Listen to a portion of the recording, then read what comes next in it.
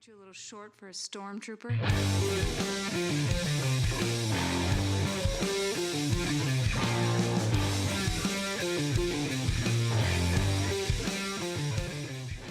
What's up, nerds? Welcome to another episode of the Multiverse Report. Tonight, we are recapping the week's nerdy news from Canto Bight to Camartage and everywhere in between. I am one of your hosts, Mike Gibson. With me, as always, is Steve Haller. What's up, Steve? I don't know. In all honesty, I've just been so out of the world of nerd news that I read your rundown and I was like, huh, okay. Like there's not a ton. Like, there's not a ton, but it's like there's some stuff. Some updatey stuff. Yeah. But nothing, no big juicy announcements or anything necessarily. But way more than I thought there was and that I had heard of. Well, there you go. Well, there you go. And here we are to bring it to you weekly. So if you want to continue to hear us, please like, subscribe, Spotify, Apple Music, whatever, wherever you listen to us, YouTube, like, subscribe, feed the comments. The more you guys punch into the comments, the more the algorithm likes us. So feel free to keep on keeping on that. Please do. And if you want to hit us up otherwise, social media, the Multiverse Report. That's right. Or you might be able to see us in person if you are at the right place, right time. That place being Funky Town Comics and Vinyl, a place that Steve and I frequent.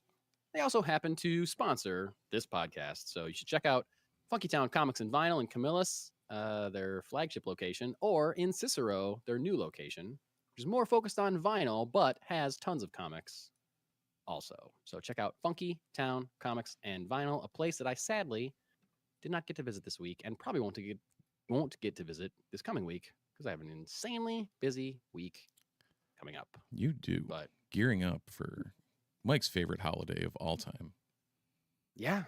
It's my favorite day of all the year, time. Is really. If it's like this 2025 will be the greatest Halloween ever. But yes, I do throw a big Halloween party every year, which now is happening the week before Halloween, which seems early. Usually, like, it's the party on the Friday before, and then Halloween is like Tuesday or something. Right. But now a whole week, so it's happening earlier. And I've got a lot of prep work to do this week, so that's my week. I doubt that I'll be able to get out to Funky Town. But Steve, if you get out there, you tell everyone I said hello. I will do that. And yeah, the Friday Halloween's kind of funky in a lot of ways. Like, I know even locally, like Syracuse football has a home game on the Friday night for Halloween. Whoa. Yeah, like I've been a season ticket holder for a decade plus for that, and yet there's no chance in hell I'm missing my kid trick-or-treating and going up to a game. So it's going to be a miss. Yeah, that sucks. I love walking around with my son trick-or-treating, but I also am looking forward to when he is old enough that he's like doesn't want us to come with him anymore. He like just wants to go with his friends, which will be, kind of heartbreaking, but also okay because I'm excited to like sit in my driveway with like a fire going and hand out candy and just like hang out outside with like some spooky music playing and some cool lights and like just have some beers with my wife or neighbors or whatever, like hand out candy. Like that's going to be great. That'll be dope. That's one thing I've started to do around the neighborhood is I'll bring a backpack filled with beverages and the trick or treat. I will ask whoever, like if it's the people we know in the neighborhood, I will ask them if they want a trick or a treat, and nice. What they get is determined by what their answer is. So nice. Every year it's something different. Usually it's the random, like the tricks are like the random beers that people leave at your house. Sure. Or like like some random mocktail that's like probably close to a year old, and you're like, it's not going anywhere in the fridge. Here you go. I've got one of those. I have someone gave me, I don't remember when I got this. It might have been holiday time last year. So coming up on a year that it's in my refrigerator. It's like a coffee alcohol cocktail thing that is like 10% alcohol and like 80 milligrams of caffeine. So I'm like, when do you drink that? when do I need to be hammered and wide awake? Like, I can't think of a time when that is something that I need to be, a state that I need to be in. That's so I'm like, just holding on to it in case I find out that time. I think the only I don't like in like my pantheon of things that I've done, the only time I can think of that is like a early morning tailgate for a noon football game where you're like, I need the coffee, Right. Well, but we're gonna tailgate. I did bring it when my band played at a bar for the Syracuse St. Patrick's Day Parade day. Yep. And I was like, this is the only time I can think of that this is appropriate. But then we ended up getting free drinks at that place that we were playing. So I was like, well, it was a great set too. Thank you. And we're doing it again this year. So there you go. Heads up. But so maybe I'll bring it again this year if it's still good. I don't know. That was Branching Out had a bunch of THC seltzers that were in the same vein. Like it was like THC and then like 10, 15 milligrams or whatever of caffeine. And I'm like, when is that Venn diagram going to overlap? I know. Yeah. Like I need to be mellow but wired. But wide awake. Yep. Anywho, not a huge week for news, as we were saying, but some cool stuff, some cool updates, some updates on some stuff that we don't know much about, really. All these things are updates and little droplets on things that we don't really know much about. And we're starting off with Star Wars. And as we do. I love starting off with Star Wars because I love Star Wars. Don't you, Steve? Do you love Star Wars? I do. If anyone could see a wider view of my room, they would know that. They would know. Same with the room that I am in as well. How many lightsabers are hanging on your walls? Right. All of them. Cool. All of them, yeah. Quick sidetrack before we even start. You know this because I texted you, but my son continued his Star Wars journey last night, and we watched The Last Jedi for the first time. He had never seen it. He's seen all the movies up to that, having watched Force Awakens, I think, early spring or summertime, and he's been asking to watch Last Jedi for months and months. But you know, summertime is the time he wants to be outside playing with his friends. It's the longest Star Wars movie that there is. So we have to find like a good chunk of time that we have to sit down and watch it. Last night, everything aligned, and he loved it. He absolutely loved it. Nice. Which I loved because I love that movie as well. I'm pretty good though. I try not to like, you know, I try not to like steer him one way or the other. Like he's seen all the prequels. He loves Attack of the Clones. I didn't sit him down for Attack of the Clones and saying like, by the way, this one's terrible. Right. I didn't say that. Showed it completely non sequitur. Not a big fan of. I'm just like, here's the next Star Wars movie, buddy. Yep. You know, and he likes some, and he doesn't. You know, he likes all of them. Doesn't like some as much as other ones. But I asked him what he thought, and I was like, what'd you think, buddy? He goes, that was just the best. That was just the best. And I was like, did you like it better than like Empire and Return of the Jedi and A New Hope? And he goes, it's just the best. It's just the best movie. It's just the best movie I've ever seen. Like he just thought it was the greatest thing. And I was like, great, man. It's great. I'm glad you love it. And it blew his mind when I told him, I was like, this is the most divisive Star Wars movie that there is. Yeah. There's like a ton of people that hate this movie. Yeah. And he was shocked. And he looked at me, he goes, have you met anybody that hates this movie? And I was like, yeah, I have. Yeah. I know a lot of people that don't like it. He was like, he could not understand why people didn't like it. And that's not true. I understand why people don't like it, but I just disagree. I think it's so good. I'm with you. Then the true litmus test comes when he finishes the Skywalker saga. Well, that's the thing. I was talking to my wife about it. I think he's going to love Rise of Skywalker. Oh, I'm sure. Because like that movie is built for kids. Yeah. So much happens. It is nonstop. And it works with their squirrel brain of like, oh, exactly. Hey, where? Yep. One thing after another. And like, it is kind of more fun than Attack of the Clones or Phantom Menace. There's no like Senate stuff. Like it's fun.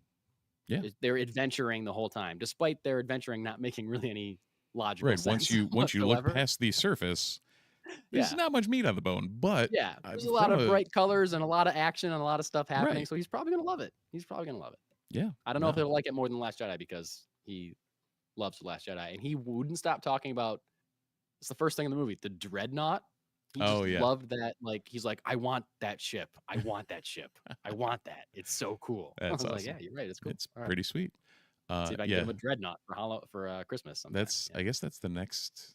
It's the next in line for my son as well. Oh, he's So- seen Force Awakens? He's seen Force Awakens. He has not seen wow. Revenge of the Sith. Smart. Yeah. I was like, buddy, we're gonna skip over that one. We're gonna go to the new trilogy. He's like, okay. As I have mentioned on this podcast before, my son could not finish Revenge of the Sith because it is scary and sad at the end. Yeah. It's too much for him. It was more, and for my son, like just knowing him, it's the scary wouldn't get him. The sad would. Yeah. He would just be depressed. And I'm like, I'm not putting a 9 or 8-year-old through that. Yeah. We'll get back to it someday. Yeah. But not today. Today we're talking about what will most likely be my son's first new Star Wars movie in a theater, Mandalorian and Grogu. As long as we can bang through 3 seasons of The Mandalorian before this summer. I got that the other day of like, we should watch that, Dad. Like, okay. We're in season 3 of Rebels right now, so as soon as we're done with Rebels, nice. jump right to Mandalorian. So we'll get there. This is a movie we don't know a ton about, although we did get a trailer. Looked like a lot of fun. But we don't really know the ins and outs, the plots, whatever, blah, blah, blah. But we do know that Jeremy Allen White is voicing Rotta the Hutt, the first live action appearance of Rotta the Hutt. Great as that movie is, I feel like I should have seen it in a theater. Like, I feel like a bad Star Wars fan that I didn't like begrudgingly go see it. Yeah. You know? I mean, at the same time, like when you look at it on face value, you have all of the major characters from the Clone Wars. You have Asajj, like if you but didn't, also like it was before the Clone Wars, right? So we wouldn't Like, have it had any was like the connection original. to these characters. Exactly. We would have been like, who are these? Well, and if you didn't watch the Tartakovsky Clone Wars, you would have no idea who. That's right. Ventress is in was. Tartakovsky. You're right. Yeah. So, but if you did, you'd at least know who she was. But otherwise, like you have this crazy dual lightsaber wielding Sith apprentice that's kidnapping a Hutt. Like, if it was done slightly better, then it probably could have been a pretty good movie. Right. At this point, you're right. I have seen it multiple times now because my son really liked it for a while, and that was the only one he wanted to watch, unfortunately, for a while. However, we're getting the return of Rotta the Hutt, live action Rotta the Hutt, CGI, obviously. But Jeremy Allen White was asked about it, and he said that he's not quite done yet. He said, quote, "I came in to do the voice. They hadn't filmed the movie yet," which is classic for like voiceover stuff. Usually they get that. They want to get the actor's performance captured, and then especially if it's going to be animated, they'll ADR it after, and they match the animation to the performance, right? Because the actor's performance is the thing. So he said that they hadn't filmed the movie yet. Then they made the movie. I came in and did more. I'll probably have to do a little bit more. I spoke to Pedro Pascal the other day, and I think he was doing some more work and seeing more of the film. So they're still doing post-production on this. Right. And I don't think that's anything to worry about. I think that's just how you make a movie. Especially for like both of those characters are primarily voice work. Like, spoiler alert, people, Pascal's usually not in the armor. He's not wearing that suit. He's not wearing that suit most of the time. I'm sure we will see his face in this movie at some point. They're not gonna do a movie without it. Like, exactly. Yeah. People are paying to see Pedro Pascal. They are going to take that helmet off. So especially like Pedro Pascal's star has risen considerably since the first season of The Mandalorian. Yep. So I wouldn't be surprised if they were like, even in the last year, I feel like Pedro Pascal has become like a meme, like there's like people are obsessed with Pedro Pascal. So I wouldn't be surprised if they like did some rewrites to be like, let's get that helmet off a little bit longer. Yeah. Figure out more ways to have him without his helmet on. But we'll see. So it's not surprising that he's still doing vocal work because, they record the voices so early. They make the movie, they realize they need another line or they need a delivery in a different way. So he's coming back to do a little bit more stuff. And that's fine. We're so far out, and this movie's been wrapped for so long. They've just been doing post-production for so long that I think it's probably going to look really good. I hope it looks really good. And the fact that they're taking so much time and doing so much work on it, I think bodes well for the movie in general. I would agree. As much But as that's not I've the been only. Sorry. I've been very hesitant on the movie in You have been. general. But you love that trailer. Yeah, I mean, partly the reason I was, down on it was just the way season 3 went, and it just seemed And I disjointed think and a lot kind of of people thrown were together. because of that. Yeah. Yeah. So hopefully they recapture the magic here. Hopefully. The other Star Wars movie that we got an update on is the other one that we know is happening, which is rare. It's rare to be so confident that a Star Wars movie is actually happening these days.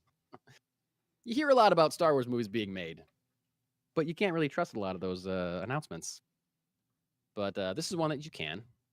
And we're talking about Star Wars Starfighter, not the next Star Wars movie that we're going to see, this Mandalorian and Grogu, but the following one that we will see timed for the 50th anniversary of Star Wars in general.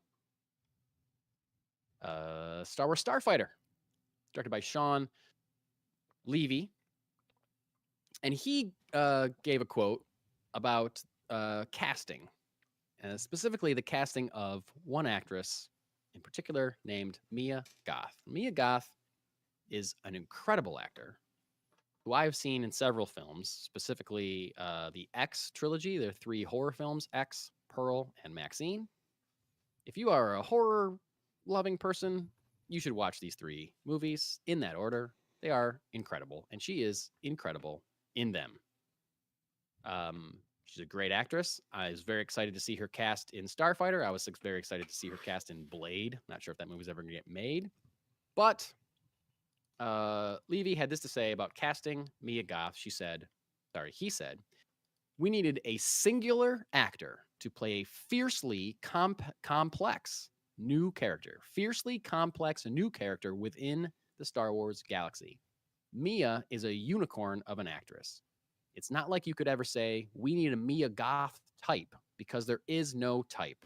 There's just Mia. And I completely agree with that. And I love that he's calling her character a fiercely complex character, because she is good at playing fiercely complex characters. If you've seen any of those movies that I just referenced, she's incredibly good at that.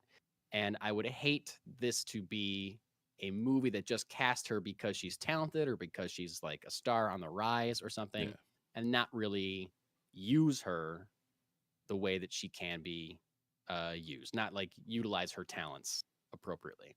So It seems like they are at least attempting to do that, and I hope that comes out. Mia Goth herself also gave an interview this week where she spoke about Starfighter, and she said the experience, or at least about the experience, she said, it's really intense, but I love it. I'm being pushed in a way that I've never been pushed before. This is a completely separate film. It's not a prequel. It's its own thing with new characters, and it's a great script, a really great script. So, again, if you're familiar with Mia Goth's body of work, for her to say that she's being pushed in a way that she's never been pushed before, she's done some pretty out there, crazy kind of stuff. So for a Star Wars movie to be pushing her in a way she's never been pushed before, that's very exciting to me, a fan of hers and a fan of Star Wars. It just tells me that this is a character that could really shine and could really be like, I don't know, a new like Pantheon kind of character. If it's the right actor plus the right characteristics, you never know where it could go. So this really excites me for Jedi, or not Jedi. No, Jedi Starfighter was a was a game back in the day for the Xbox. Yeah, this makes me really excited for the 1993 video game or whatever. No, it makes me excited for Star Wars Starfighter, directed by Sean Levy, starring Ryan Gosling and Mia Goth, coming 2027. Only got to wait another year and change. 2 years, kind of. Nice. Yep. No, and Jedi Starfighter was the 2002 video game. Oh, way more recent than I expected. Oh yeah, because I remember the cover was a Eta 2 class, or no, it was a Aether Sprite Jedi Starfighter. Nice. This is why I have a problem. It's not a problem. Steve, imagine for a moment that you are in the lobby of a movie theater. There Yeah. are 2 theaters in front of you. One is showing The Mandalorian and Grogu. One is showing Star Wars Starfighter. You have never seen either movie. Which movie are you going to pick? Starfighter, hands down. Starfighter, hands down. Yeah. I agree with that fully. Like, there's no. Yeah, I don't know. It's for me the thrill of the unknown. Yeah, I need to see that. Right. I know what I know enough what Mandalorian and Grogu is gonna yeah, feel like, or I expect to know what it's gonna seem like and feel like, or whatever, look like. I don't know. I don't know anything about Starfighter, and Ryan Gosling's great, and Mia Goth is great. That's where I'm going. and that's I think now. Let me repose this to you. Same Okay. situation. You're standing there with your son. Ooh. He's never seen either of them. He's never and seen I've either of them. You've either never of seen them. either of them. I think I gotta take him to see Mando and Grogu. That's exactly what I was thinking. When you posed that, I'm like, well, if it's me, I'm going to Starfighter. But Yeah, but it's because I don't know right. how intense Starfighter is going to be. Yeah. But I know Mando and Grogu is going to be okay for a 9-year-old. Right. Easily. Yeah, like if you put Grogu in something, it's going to be able to appeal to the people that 1000%. will absolutely love Grogu. 1000%. Like I have no I know there are parts of Mandalorian that are a little intense, but I have no worries about showing him Mandalorian in the next couple months. Like he'll be fine.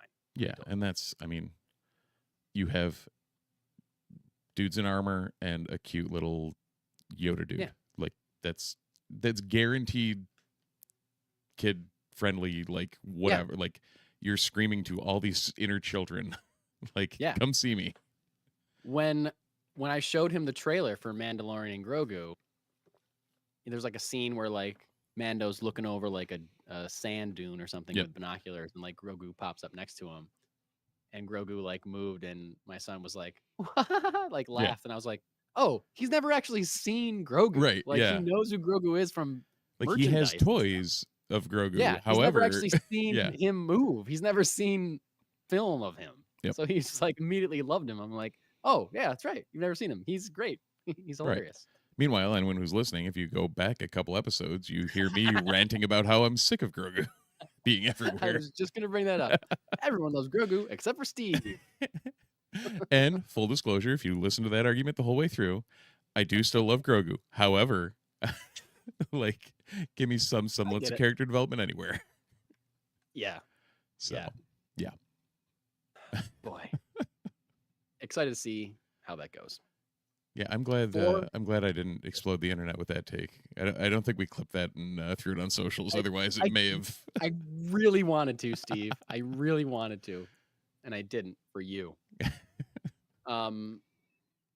Speaking of Mia Goth and speaking of Blade, I mentioned earlier, she did also say in an interview this week that she is still attached to Blade, and she thinks it's overall a good thing that they are taking their time to make the script better because they want to make a good movie, and the people involved all want to make it the best that they can, and so taking more time is only going to be better.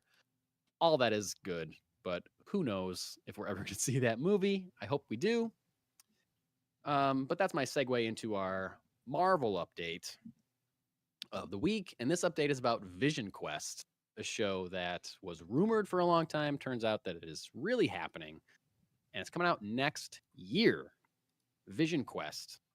And the only really thing we know about that is that Paul Bettany is returning as Vision. Yeah. And it was announced that James Spader is returning as Ultron, which is very exciting and makes a ton of sense. Now, showrunner of VisionQuest, Terry Matalas, was talking about how these characters are going to be portrayed. And he said the following, quote, "You do get to see Robot Ultron, but you see a lot of James Spader and a lot of Paul Bettany together. They are very much a core dynamic of the show. It's a delivery system for Bettany and Spader." Now, and that's two quality actors going at it too. Two very quality actors. But is this to say that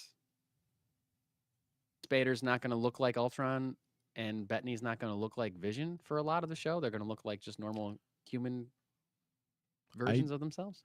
I'd be so what I was thinking about this, not actually before this quote or anything, of when they're quote unquote in the machine. Yeah. Like, I got a hunch it's not going to be White Vision and Ultron. Yeah. Like when they're talking to themselves or to each other in, behind closed wires, Right. that maybe that's how they perceive each other or something like that. Yeah, I think that too. And I'm not sure if I like that idea though, because Well, if because it's a show about Vision they've and Ultron, also I kind of want to said, see Vision and Ultron. and they've also You know? said at the same time that a number of the robotic entities over the years will appear in live action in this, with Yeah. like Friday and Jarvis and a couple other whoever else Oh, they had mentioned. So interesting. I don't think I had known that.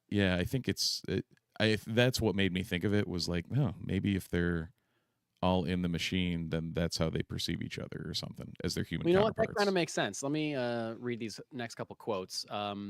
Metalis also confirmed that VisionQuest begins after the end of WandaVision. And if you remember at the end of WandaVision, we meet a new version of Vision. I don't even remember really how we got the white version of Vision. Was that like a shield thing? They I make him? can't remember what the heck that was. It's I been don't so remember how long it. since that. No, feels like a million years. It's about White Vision kind of searching for his own identity after regaining some of his memories. And Metalis said, quote, "It's about a man going through an identity crisis." And Paul Bettany also spoke this week about it and said, quote, "We finally get to see what it's like inside Vision's mind. And it's more cluttered than you would think." And he kind of talked about how, like what you're saying, Steve, that Vision carries a lot of copies of other artificial intelligences inside his own system, including one that he described as being a psychopath, which is kept behind a firewall, which he implied is Ultron. Yeah, that seems to Um, be the so that would kind of make sense if there were multiple, if he has multiple AIs within his own system that he's like conversing with or whatever. Yes, maybe one is Jarvis and maybe one is Friday or one. I'm not Well, sure no, why Friday, that's so. but NY Comic Con this year, they it's up on Marvel that they announced and revealed several cast members, including Henry Lewis as Dummy, Jonathan Sayer as what the hell? Jonathan Sayer as Dummy you? being Yeah. the Oh the yeah. robot from Iron From Man. Iron Man. Yep. James Darcy as Jarvis, Orla Brady as Friday, Emily Hampshire as Edith, James Spader returns as Ultron, and the footage ends with a shot of Rurid Moika appearing in a closed-circuit television recording identified as one Thomas Shepard. And I don't know if that name means anything to you. It does not. Maybe Tommy. Oh, brother okay. to Billy. Billy. Okay, yeah. So Tommy Shepard is the other child of Wanda and Vision. Right. So he is Speed. Who Billy is looking for in right. Agatha all along. Yep. And this has been this series, VisionQuest, has been described as the third series in a trilogy of series that started with WandaVision, then went to Agatha all along, and now is, I guess, ending with VisionQuest. Yeah. So it wouldn't be a surprise then, I guess, to see Billy show up in VisionQuest at some point. Right. Because as of right now, all we know is he was the made-up Wanda-ness of him. Yeah. That's the only thing we've seen. And that Billy's been looking for him. Like, corporeal Billy has been looking for him. Right. Interesting. Yeah. I'm kind of into this idea of this show, to be honest with you. As long as it's been since WandaVision. Should I rewatch WandaVision before this? Like, I don't know. Vision is a great character. Oh, yeah. He's great in the movies. He was great in WandaVision. He's a really good character. And this is one of those things where a lot of the mediocre to less than mediocre Marvel stuff in recent years has made me like sour on even good Marvel ideas. Right. You know? And I think this is kind of a good Marvel idea that I just kind of got to like get over the quality of more recent stuff, in my opinion. I know some people love all that stuff, but No, but at the same time, some of kind the of have things to. that have been consistently good have been Yeah. this quote unquote trilogy. Like the first two parts of this Yeah, trilogy have exactly. been some of the Exactly. better parts of Marvel in the last COVID, like since COVID. Right.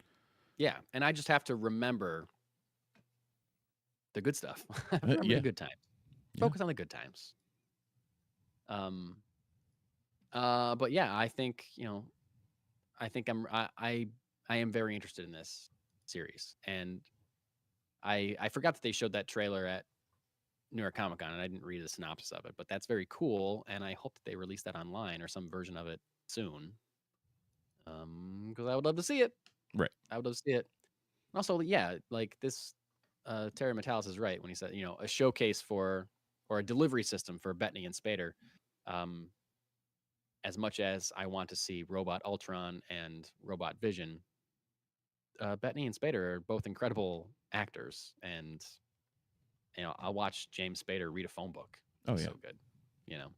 So Yeah, that was I don't want to say he was wasted in Age of Ultron, but like it didn't do him justice for what he does. no, I will more or less go to bat for Age of Ultron. I think Age of Ultron is a much maligned Marvel movie. I think it's a lot better than people give it credit for, especially when you compare it to, again, a lot of the more recent Right. output. Like, it's not as good as the first Avengers movie. Sure. It's not as good as like Winter Soldier. Fine. But I think it's a pretty competent sequel to The Avengers, which is one of the greatest comic book movies ever made. Yeah. It's not perfect, and and again, I haven't watched it in a while, so maybe I should rewatch it before I really put my foot down on it. But even when it came out, I remember liking it a lot more. Yeah. I did, and I've rewatched it a bunch of times. So No, that's I don't know. I'm I'm fine continuing those threads in any way that we can. And speaking of Marvel Television, this is a short story that I was almost included as a one shot, but we're talking about Marvel, so I might as well say this. We got the official release date for Daredevil Born Again Season 2. And once again, 2 years in a row, happy birthday to me, because Daredevil Born Again Season 2, comes out on my birthday, March 4th, 2026. What a great way to spend a birthday evening watching a new episode of one of my favorite superhero shows of all time. So that is that. That's that, Yeah. Steve. No, I'm glad it's coming. And I'm glad we've got a date for it. And it's And I love that we don't really know much about it, because other than we know Jessica Jones is in it. Right.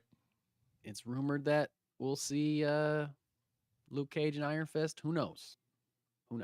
Will we see Danny Rand Iron Fist, or is there a new Iron Fist though? I don't know. I would prefer to get that Colleen Wing. Yeah. Because she was great. Yep. So, yeah. So that's good news. And speaking of good news, folks, we have some good news in the world of DC, the DCU. Because recently, I don't think we talked about this on the show, but a month or two ago, good old Mr. James Mangold, writer, director extraordinaire, he signed like a big development deal with Paramount Pictures, that he was going to make movies exclusively for Paramount Pictures for the foreseeable future. And this caused a lot of fans to question whether he would still be involved, or if this deal with Paramount would affect his ability to work on his Star Wars film for Lucasfilm, Disney, Dawn of the Jedi, or his Swamp Thing film for DC. Now, we haven't heard hide nor hair of his Star Wars film pretty much since it was announced. Right. And in the months after it was announced, he gave a couple quotes about it, and that's been it. Radio silence. Radio silence on that thing. Radio silence on Dave Filoni's movie. A couple things on the Ray Sharmito Bay Chinoy movie, but Once radio in a silence on that. while, we hear some semblance of something on Rogue Squadron. Like, yeah. Right. Yeah. For the Ray movie, it's like, there's a new writer. Yeah. Okay. They're still writing it. Cool. That's good. Great. That's something. We don't know anything about the other two. Right. But Mr. James Gunn, as far as DC is concerned, Mr. James Gunn was asked if the Paramount deal would affect James Mangold's involvement in the DCU Swamp Thing film, and he said, no, it doesn't. It's still moving forward. We have talked to him. He's still invested. So we'll see. Some things take a long time. We'll see what happens. Right. So that's saying that, yeah, he's still invested. It might not happen next year, or might not happen in 2 years, but James Mangold wants to make a Swamp Thing movie. And as much as I want them to make a Swamp Thing movie, if you've got James Mangold attached to a Swamp Thing movie, you keep James Mangold attached to that goddamn Swamp Thing movie. Right? Like, don't drop him and get some much lesser director and writer. You got Mangold, you keep Mangold. Yeah. End of story. You wait until his schedule is clear for Swamp. Yep. Please. If he's not going to 100%. direct it, maybe he just writes it. But whatever. You let him write it. You get someone else to direct it, but whatever. Or he just wants to direct it and let someone else write it. Whatever. You let him be involved any way you want him to be involved, James Gunn.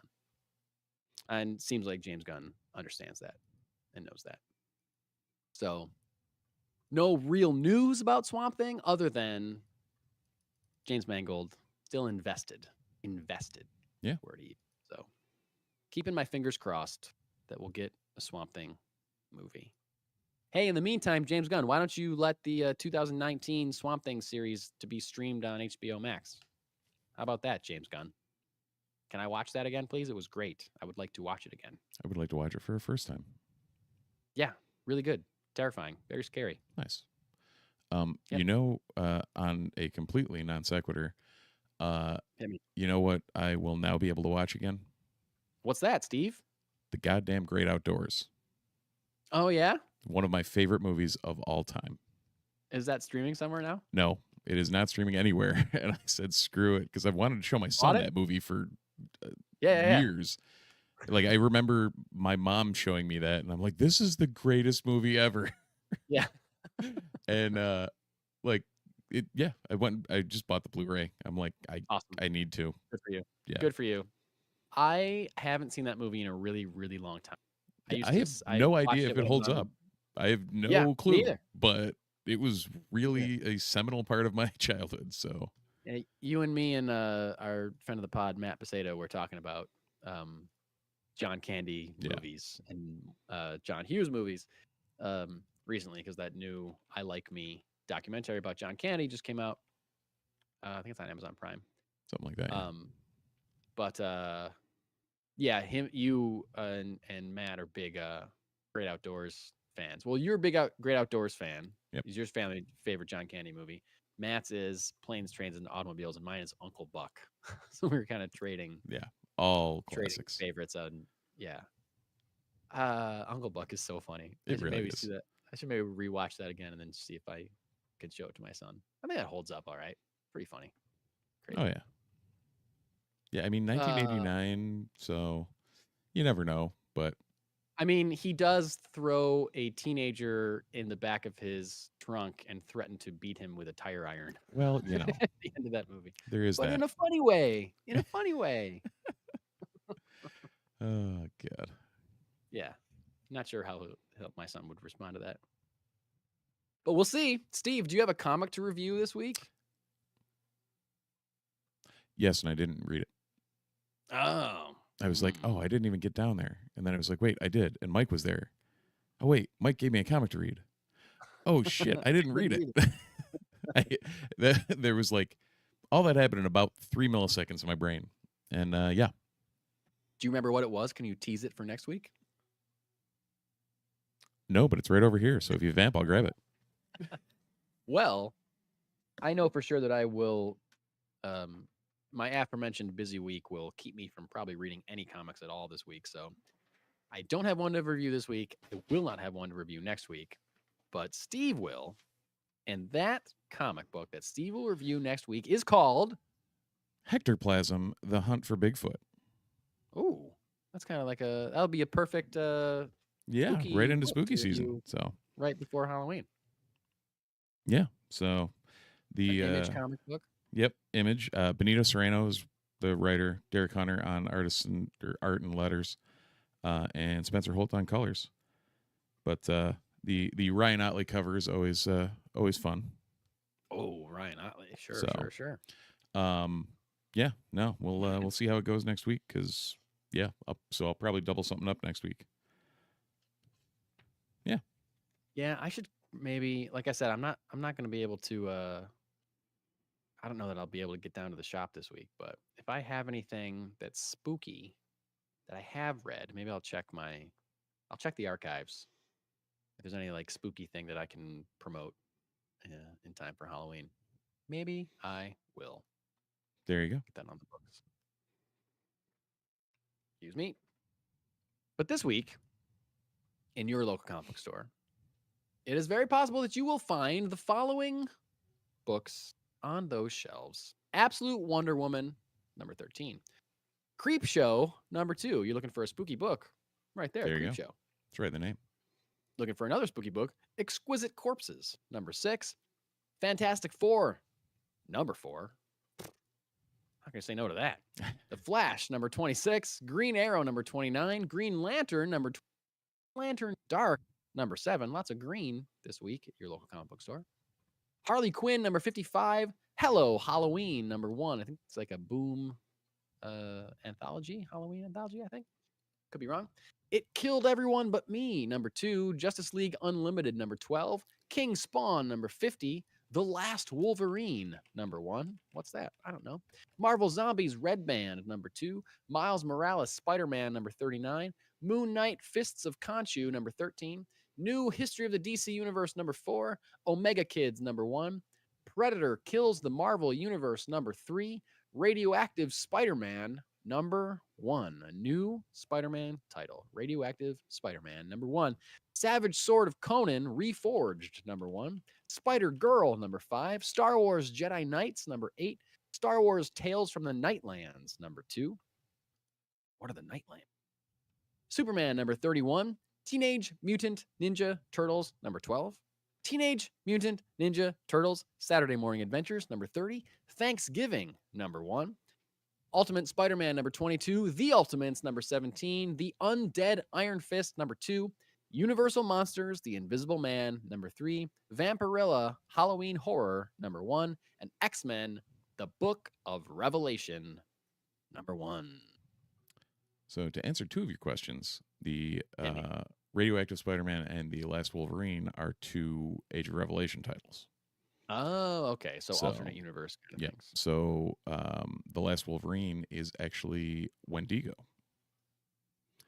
Wow. So I guess apparently the last of Logan's students. Okay. So apparently I still haven't read Laura Kinney Sabretooth number 1, but right. I'm assuming she's not one of the Wolverines because she's Sabretooth. So yeah, Wendigo takes on the mantle. And it's the cover's actually him in the blue and gold suit. So it's kind of I saw the cover. Kind of cool. Look cool. And then Radioactive Spider-Man is actually in the Age of Revelation. Peter Parker is still trying to take the fight onto the powers that be, and doses himself with radiation. Oh. To hold an infection at bay, to hold the X virus infection at bay. Huh. So, yeah. Radioactive Spider-Man is a great title for a Spider-Man comic. I don't know if they've ever. I don't think so. I think that is the first Radioactive Spider-Man. Amazing. Like a volume 1. Yeah. Yeah. Awesome. That's really cool. Yeah. I feel like I should have started getting the Universal Monsters Invisible Man. I kind of regret that I didn't. Yep. because I've liked all the stuff that I've read of that series so far, as far as Creature and Frankenstein. I missed Dracula also. I got to go back and get Dracula because that's James Tynion, and I'm sure that's good. Nice. Yeah. Also, like, I just feel like I've seen the Dracula story like 1,000 times in a bunch of different like movies and adaptations and And stuff. I feel like I'm always let down. I know, like, I don't need to see it again. Yeah, like I want it to be great, and it's always like, yeah, it's the same, same as the book, same as Nosferatu, same as Bram Stoker. You remember how excited I was for Last Voyage of the Demeter? Yeah, I do. Yep. Did you ever see it? I did. That was the last time I was excited about it. Yeah, it's okay. It was fine. Okay. CGI is not scary. I don't think anything that's CGI is ever scary.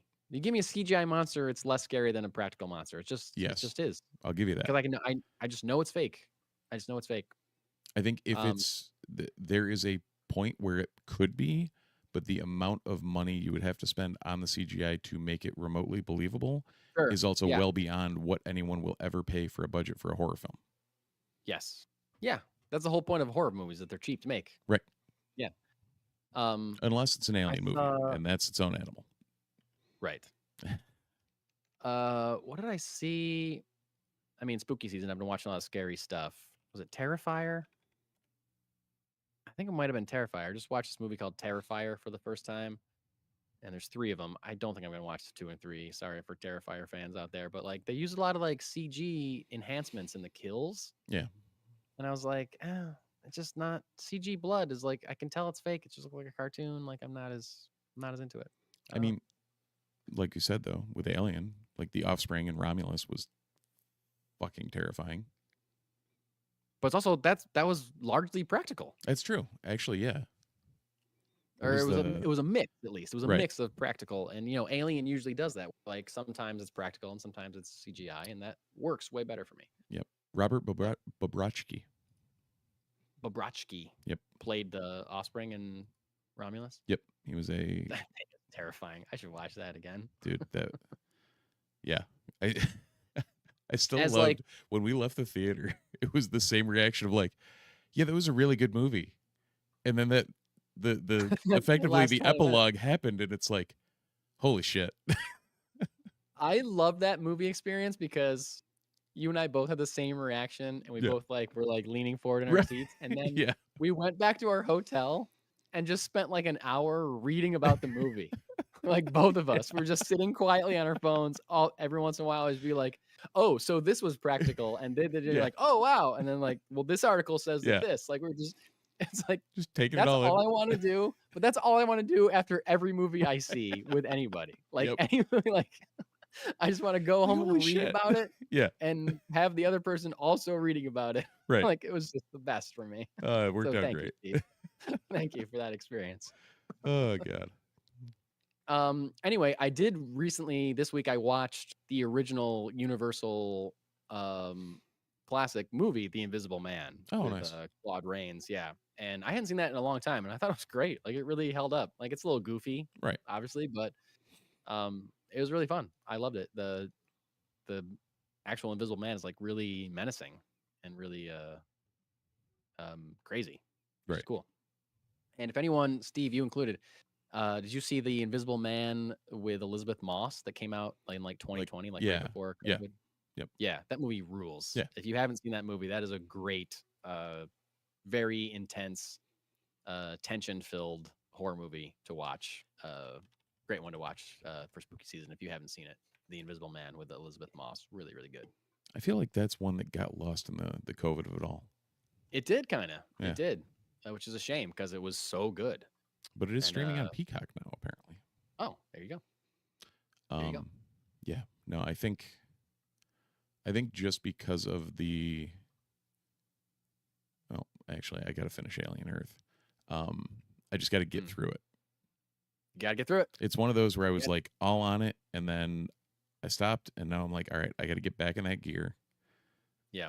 So I don't know, maybe. But now you could maybe crush 2 episodes a night or something. You know right. what I mean? Like you can get through it a little quicker. Yeah. I mean, I could also not do that and watch the original, or I actually, you know what I haven't watched in a long time? Aliens. Yes, not a horror movie, but I haven't watched that in forever. If you haven't seen it.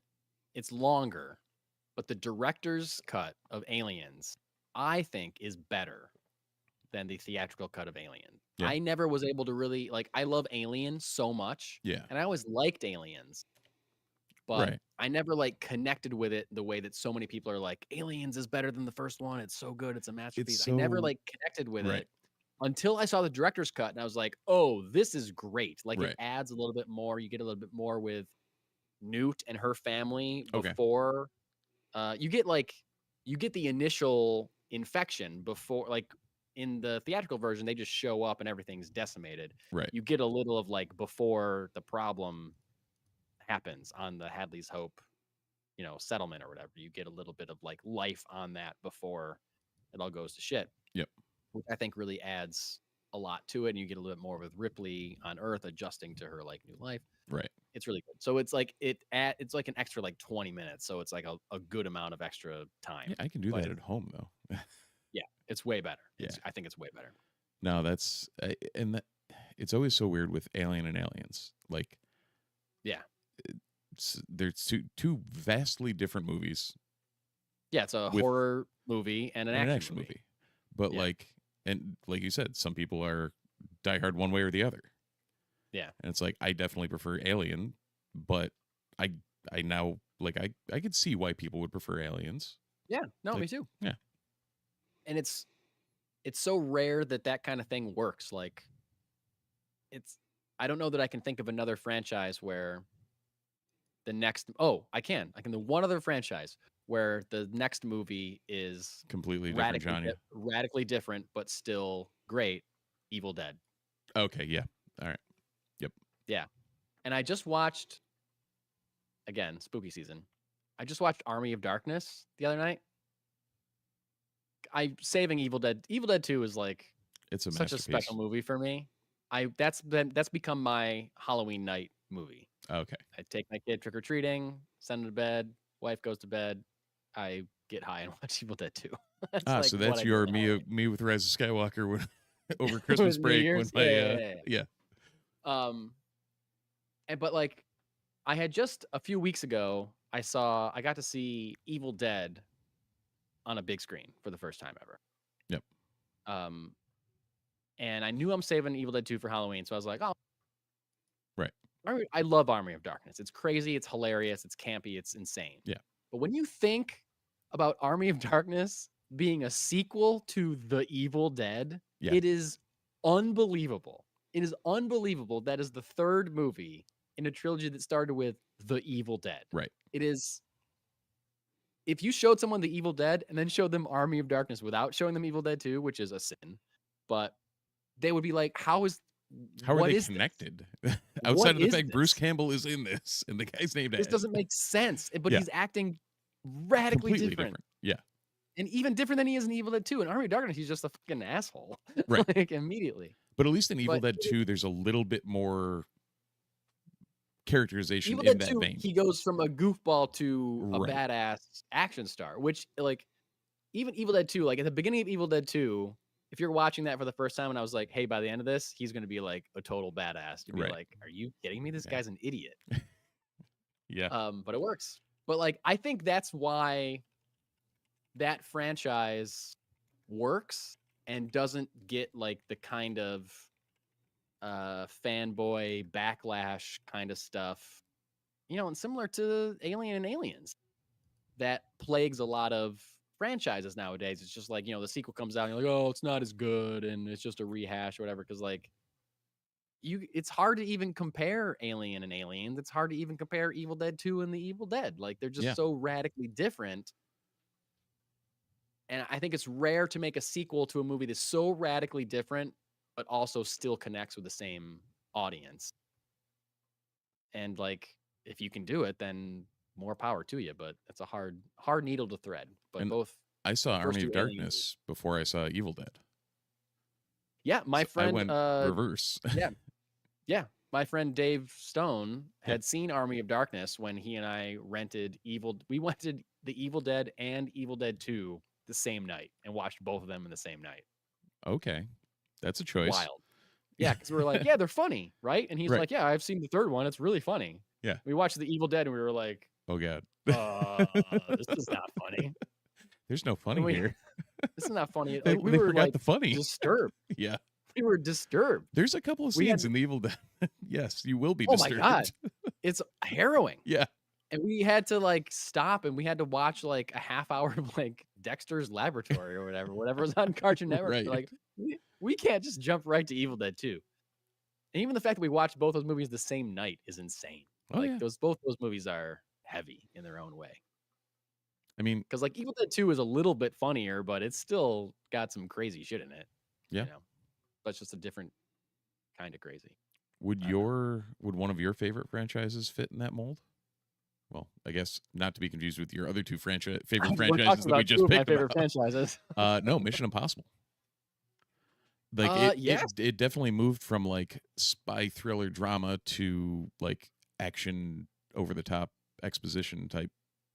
Yeah, and that's like something that I both love and am kind of at odds with about the Mission Impossible franchise because I really liked that for a while. Every movie was a different director, so every movie felt a little different. Every movie was a different swing, different feel, different characterizations, even. And then when what's his face took over, Christopher McQuarrie. Yep. Like I loved Rogue Nation and I love Fallout. Those two movies are great. And then Dead Reckoning is fine. No, Dead Reckoning is fine. And Final Reckoning is I kind of wish that he just made like the two and then left and they got like another person to do the next one. I feel like he kind of got burnt out a little bit.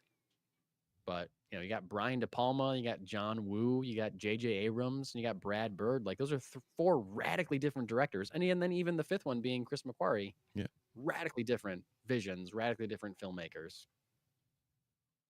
And then I guess Cruise was just in love with McQuarrie so much they just kept working together. But, you know, for better, for worse.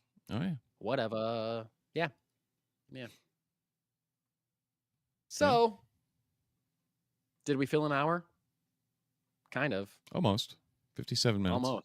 You want to vamp about something, or are we good?